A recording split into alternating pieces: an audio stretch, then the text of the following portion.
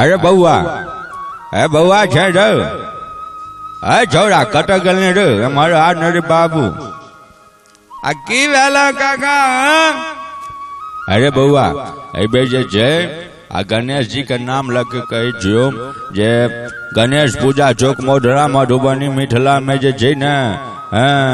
फिर से जे छे एकदम भव्य विशाल गणेश महोत्सव मनाल जा रहल छे से बुझली हन कहिया शुरू हेतै गणेश महोत्सव शान कही छियो